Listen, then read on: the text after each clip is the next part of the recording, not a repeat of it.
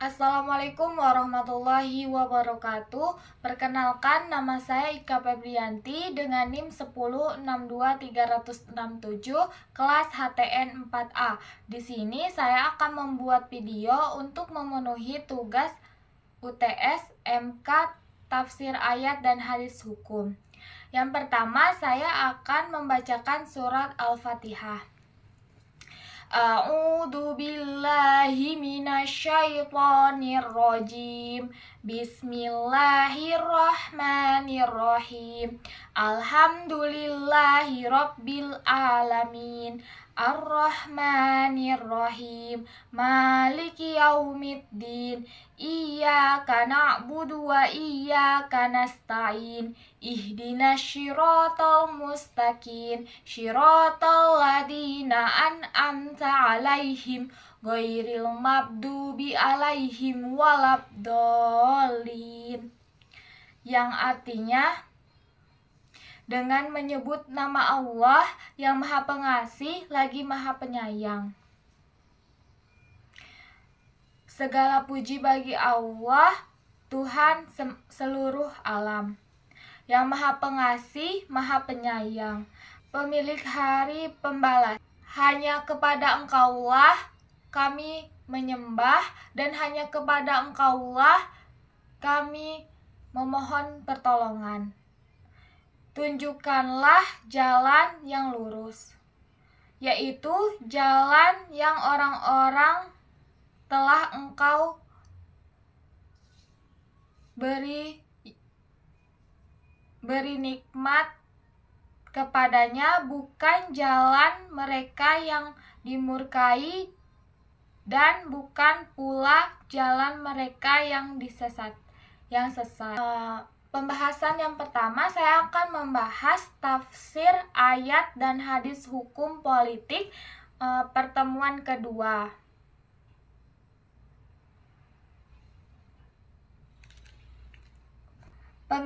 Pengertian tafsir. Tafsir artinya menjelaskan makna ayat-ayat dalam Al-Quran supaya bisa dipahami maksudnya oleh manusia.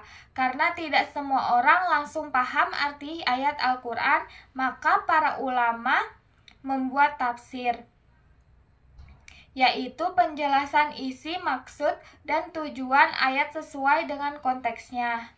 Contohnya, ada ayat tentang perintah sholat. Tafsir menjelaskan kapan waktunya, cara-caranya, dan apa hikmahnya. Yang kedua, pengertian ayat. Ayat adalah ayat-ayat dalam Al-Quran yang berisi aturan-aturan atau hukum bagi manusia. Hukum ini tentang ibadah seperti sholat, puasa, muamalah seperti jual beli, hutang piutang, pernikahan, dan warisan pidana. Hukumnya bagi pencuri, pembunuh, dan lain-lain. Politik dan kepemimpinan. Contohnya terdapat di Quran An-Nisa ayat 59 tentang perintah taat kepada Allah, Rasul, dan pemimpin. Pengertian hadis hukum. Hadis hukum yang ketiga, pengertian hadis hukum. Hadis hukum adalah perkataan, perbuatan, dan persetujuan Nabi Muhammad SAW yang berisi aturan-aturan atau hukum bagi umat Islam. Jadi selain Al-Quran, hukum Islam juga bersumber dari hadis Nabi. Contohnya, sabda Nabi, tidak boleh ada bahaya dan tidak boleh saling membahayakan. Hadis riwayat Ibnu Majah. Ini jadi dasar hukum larangan menyakiti orang lain. Materi yang kedua, saya akan membahas tentang taat kepada uli amri yang terdapat di Quran surah An-Nisa ayat 59 yang berbunyi, A'udzu billahi minasyaitonir rajim. Bismillahirrahmanirrahim. Ya ayyuhalladzina amanu ati'ullaha wa ati rasulah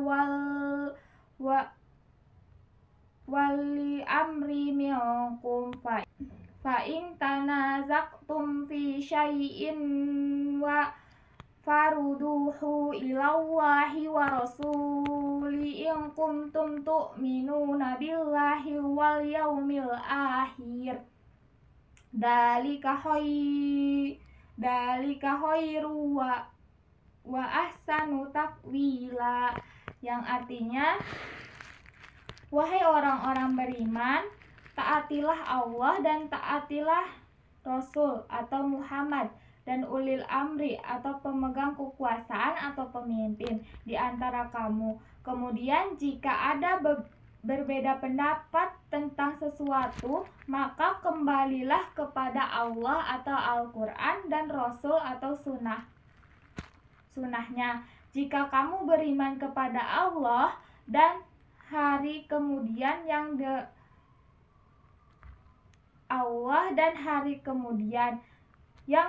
yang demikian itu lebih utama bagimu dan lebih baik akibatnya. Makna secara sederhana ayat ini memerintahkan umat Islam untuk selalu taat kepada Allah atau dengan menjalankan perintahnya dan menjauhi larangannya, taat kepada nabinya dengan mengikuti ajaran dan sunnahnya, dan taat kepada ulil amri yaitu para pemimpin atau orang yang memiliki kewenangan di kalangan umat Islam, atau seperti pemerintahan atau pemimpin masyarakat selama mereka tidak memerintahkan maksiat. Tapi kalau terjadi perselisihan atau perbedaan pendapat terutama dalam urusan hukum atau masalah penting, maka solusinya adalah dikembalikan ke Al-Quran dan Sunnah Nabi. Artinya keputusan akhir harus berdasarkan petunjuk Allah dan ajaran Rasulnya, karena itulah tanda yang benar-benar beriman. Sekian pemaparan materi yang dapat saya sampaikan. Apabila ada kesalahan, saya minta maaf. Wabillahi taufiq wal hidayah. Wassalamualaikum warahmatullahi wabarakatuh.